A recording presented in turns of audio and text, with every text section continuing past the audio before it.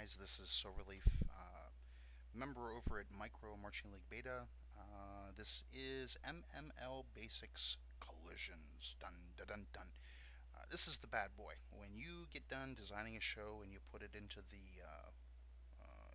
when you publish it and it goes into the judging queue, collisions and visuals, if they see errors, they're going to mark your score down. So I'm going to try to go through this step by step and explain to you why it happens and how we can correct it. First thing, I've created two sets identical with just a few marchers on the field to get across our situation. I'm going to do all my editing on the right hand side over here. That way you can compare them side by side. I've already created a second set. It's identical. So here we go.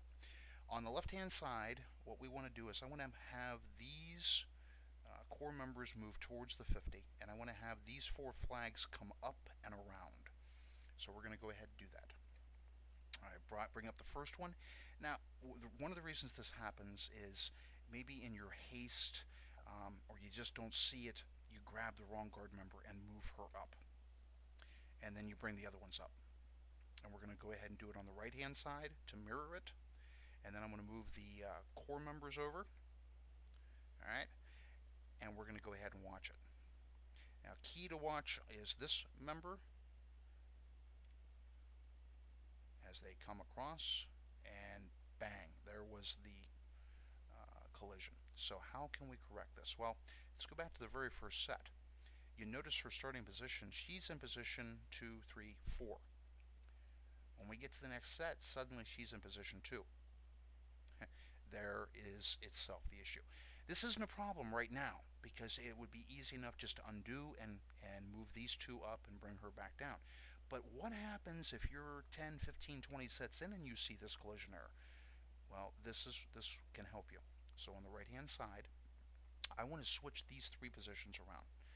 So I'm going to start with where she's at and where I want her to be. I'm going to hit the bracket button 16 times, and that's going to rotate these two around a center position and replace them. And we're going to hit play.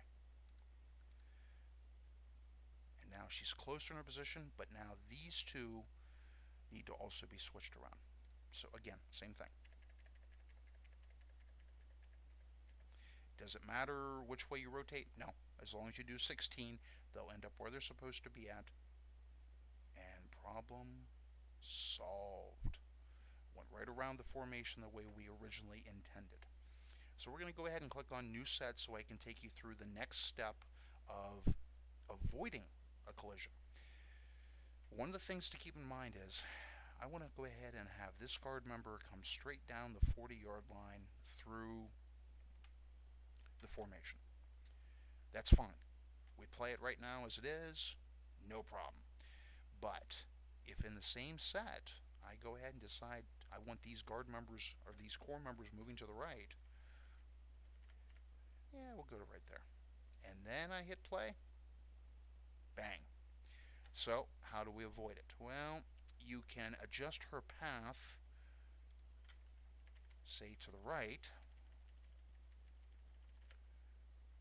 and we'll hit play. Okay, that's one way, but what if you don't have that option? Maybe you've got a ton of, say, a drum line in this region, and it's very tight getting through there. That's one way. The other thing that you can do is once you move her and everybody else through and get them in position, click your next set, then move the core. And then we go back 2, she comes through, core moves to the right. That solves another problem with collisions. Now you can always go to the instructions at the bottom of the screen, and under the advanced settings, I believe it is, you can hit the T button. I've never been able to get that to work, and what it essentially is supposed to do is this guard member and this guard member, if I hit T during, this is set 3, they would switch positions from set 3 onward all the way until you're done. I haven't been able to get it to work. That's the reason I came up with this.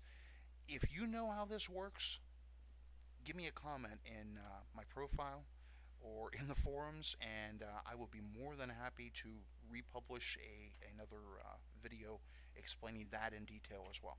Anyway, look forward to your comments and suggestions, and I hope that this helps you in having fun and designing and creating a visually dynamic presentation.